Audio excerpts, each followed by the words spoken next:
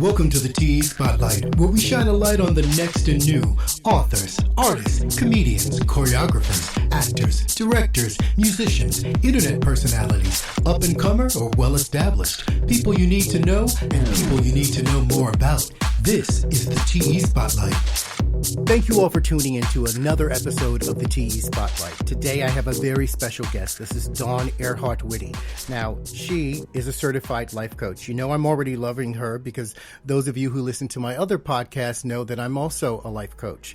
And she's a speaker. She's an amazing speaker. And most importantly, she is the founder of the Desire to Inspire Foundation, a nonprofit organization that works to break the cycles of extreme poverty. Dawn has also penned several books, and we'll be talking about one of them today. It's a book entitled Be, Ellipses, right? So when you have an ellipses after a verb, this is something we need to really discuss. So I'm going to go ahead on and invite Dawn into the conversation. Dawn, welcome to the TE Spotlight. How are you doing today? I am fantastic. Thank you so much for having me. Absolutely. Let's start off with Be. What is this book about? You know, this book is about, this was advice that I wanted to write down for my daughters about who they could choose to be in the world, things that I thought were really important in case there was a time when I wasn't here, which, you know, one day will come. And when I had to sit down and really think about what are those things that are really important that they know. I apologize in advance if we have a dog barking. I will try to remove myself from that area. It's okay. We love all animals here on the TE Spotlight, so you're good.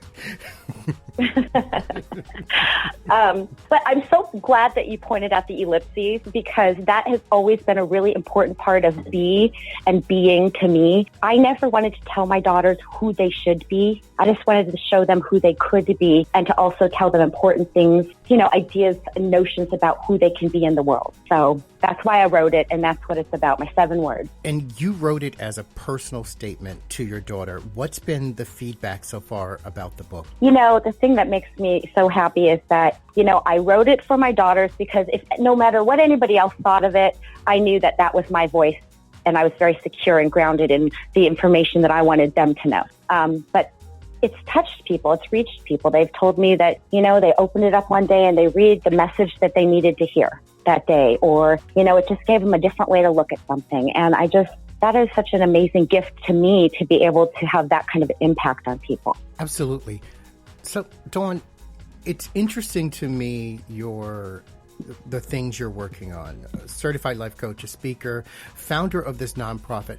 Walk us through your journey. What was your start and how did you get to the place where you felt the need to start this nonprofit organization? You know, I think everybody gets to places in their life where they are in transition, whether it's for a good thing or a bad thing or a death in the family. My daughters, I was a stay-at-home mom, and my daughters grew up. So it was definitely a good thing. But then I had to say, okay, I've put all my time and energy into raising these 2 amazing human beings. Now what do I want to do in the world? And when I asked myself that question, you know, I had to really look at what were my talents and what were my strengths and what would I love to have in my life. And, you know, I was a psych major when I was in college, and I never finished that because it didn't feel authentic to me. And then when I found the life coaching, I thought this is another way of helping people, but instead of labeling them with some kind of disorder, this helps them to find their own power. And so I went on that path, and then I went to Africa. And when I went to Africa, it just all the pieces fell into place. I just thought, you know, these children, these people here, they have so much to give, so much love. They're so authentic, yet they have so little. And we have so much that we take for granted, like running water, like clean running water, that yet we're missing some of the joy sometimes. And the bridge there to be able to help them with the little that it takes to actually make a substantial difference over there and to empower them so that they can take care of themselves. That's kind of what started me on this whole journey. when you started this organization, was it with that specific intent and purpose in mind, or did it evolve over time into the organization that it is today? It actually did start a little bit differently. I named it the Desire to Inspire Foundation because I just, you would turn on the news, you would listen to the election, you would listen to all these people fighting and debating one another. And I just thought, there are so many people in the world doing amazing things, loving, giving, kind things. And instead of focusing on all that is, not what we love it to be, why don't we focus on those people who are doing good? So that's how it started. And then when I went to Africa for the first time, it just kind of made it laser focused on inspiring not just people here, but people throughout the world with kindness and love. And how has your impact been so far? To be able to quantify that, I don't really know. I will tell you that when I first started, it was just a trip to Africa. I went to Ghana to go visit the children. We are now in 5 countries in Africa. We have projects in 5 different countries. We have over 3,000 children that we directly impact. I have a Catholic priest who uses our little book of B in his classes with his students. It's been wilder than my imagination. Have you always felt this as a calling to inspire people to be the best versions of themselves? I think so. I didn't really understand that about myself until I, really started thinking about what it is that I want to do in the world. And, it's always been help people. That has always been at the core of my being. And funny story, many, many years ago, I was married for almost 30 years and recently ended the marriage. We're friends and it's a friendly, parting of the ways. But during some times, when I was lonely and not very happy in my marriage, I remember just kind of crying and being like, I'm so sad. And I remember one day in particular, this voice in my head said, Dawn, there's a mother in Africa who cannot feed her child. That specific statement. And I was like, okay, you know what? I have a lot to be grateful for. Wow. And I don't know, again, where the Africa thing or the mother and the child, but that was very present. So I think this calling has always been there, and I just started listening to it. And I think you've sort of risen above. That's a very powerful thing to say. That's a very powerful statement to make. And to acknowledge that, yes, you're sad, of course. You've ended a marriage of 30 years, but there is someone in this world who cannot feed their child. And comparatively speaking, your loneliness compared to poverty and hunger, I'm excited to hear that coming from someone. I'm excited to meet you and excited to have you on the podcast. And I hope our listeners are hearing this, because in this world of divisiveness and rhetoric and everything being so politicized, it's good to step outside of yourself and think about someone else and put things in perspective. So thank you for sharing that story with us today. No, thank you.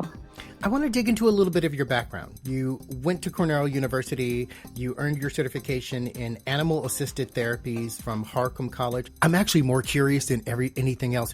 What is that, animal-assisted therapies from Harcum? What does that mean? That was a I don't remember how many weeks that was. A certification course in, integrating animal therapy into hospital therapies, into nursing homes, the bond. Anybody who loves animals know that bond. And, I got to shadow a woman who has a therapy dog, and she would take it to the pediatric unit and children who are in very, bedridden, going through cancer treatments, and bring her dog every week. And you would just see the children light up. A dog doesn't have to do anything other than just be. That just gave me goosebumps all over my body.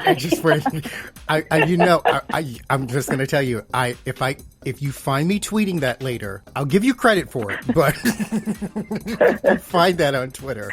Please know that it's going to happen. Listen, I want the listeners to understand who I'm talking to today. I'm speaking with Dawn Airhart Witte. She is the founder of Desire to Inspire Foundation and the author of an amazing book entitled Be. But I want the listeners to know a little bit more about you. You have had several leadership positions. This is not your, what as they say, your first time at the rodeo.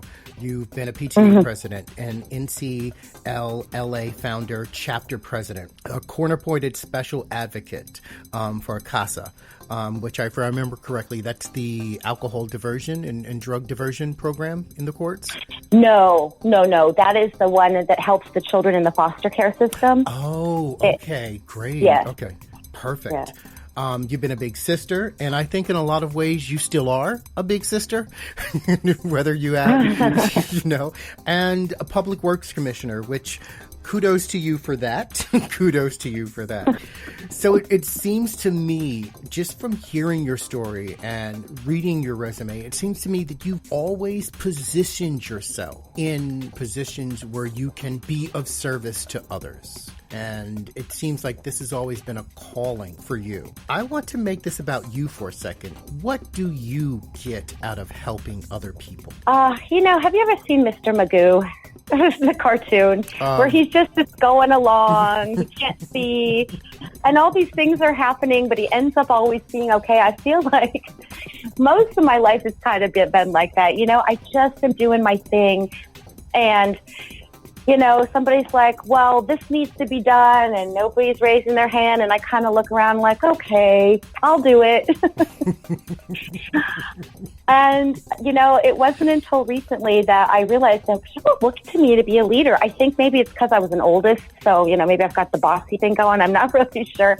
But if something needs to be changed, I'm not going to sit there and wait for it to happen. So I think that that's kind of why I find myself in these positions. But serving others, I just really feel like that is one of the gifts that I bring to the world. It brings me a lot of fulfillment and joy to do it. Now, if I were interested in being a part of Desire to Inspire, how could I join the fight? There are all kinds of ways. I mean, you could go look at our website. You could come to Africa with us. You could, we have a skincare and fragrance line that's coming out. One of the things I'm trying to stay away from is asking for donations constantly. I think nonprofits have been doing that forever. I've been doing that as a volunteer forever. And I want to be sustainable. I want to help the people in Africa, the people anywhere, but the people specifically right now in Africa become sustainable so they don't have to have a handout. As a life coach, you and I both know that, when people are doing their calling, when they're walking their path, that's where they reach full fulfillment. And I don't think anybody's path is just to receive a handout their whole life. Absolutely. So what we want to do is create jobs in Africa. So we're creating the skincare line here. We're going to start bringing it to Africa, creating the jobs on the ground over there so that people can use their own skills and talents to earn money for themselves and their families. And we're creating an amazing product that people are going to love to have that works and creating jobs. And it's just like all around a beautiful project. So I forget what that question was that you asked me initially, but no, it's fine. How can you help? Yeah, no, that's the perfect answer to it. No, I love that. And to our listeners also, you can visit DesireToInspireFoundation.org and you can find this wonderful organization. Let me tell you, there's a lot of great stuff happening here, and you have the ability to go to Africa with them, make donations if you want, become a part of their various different initiatives. Like, there's so many different things that you can do. And like you said, you're in 5 countries now, which I think is amazing. How long has this organization been in existence? It's just been over 2 years. And I'll tell you, learning about manifesting and bringing things into your life, when I first started the idea about the skincare line, I was like, I have no idea how I would even do that. I mean, it sounds like a good idea, but from the idea to right now I have the products and we're ready to have products in people's hands by September, it's been 1.5 years. That's amazing. I didn't know the how, but I knew the why. And so I think that we can have this part of the conversation as life coaches. And I think this is an important part of the conversation for people listening. Because I often talk with my clients about this, and it's, well, I want to do this, but I don't know how, and I didn't this, and I can't this, and it's all about roadblock, and you know what that's like. Roadblock, everyone has a roadblock, right? How did you overcome your roadblocks to turn this from a dream into a goal that you achieved? Could you speak a little bit about that? I can. And, I went to a conference a few years ago, and the woman who started Bumble, the app, she said that when she started with her initial idea, it didn't look like what it turned into. And I had the exact same experience. So hearing her say that, I was like, oh, okay, okay, it's not just me, but I started with the concept of creating something like a marketplace for people so that I didn't have to ask for donations to support the charities that I love. That didn't quite turn into what I wanted it to because, different opportunities presented themselves and I kept going down the road of the opportunities. So now it looks a little bit different. Originally I wasn't thinking a skincare line. I mean, that just seemed like something that wasn't even in my universe. But that's what I have now. But the concept, the why of it, has always been to create something that people will want to spend money on that will help do the projects that I want to do in the world. And so, it morphed, and it often does, but you have to be willing to surrender kind of to the process and say, okay, well, that didn't work.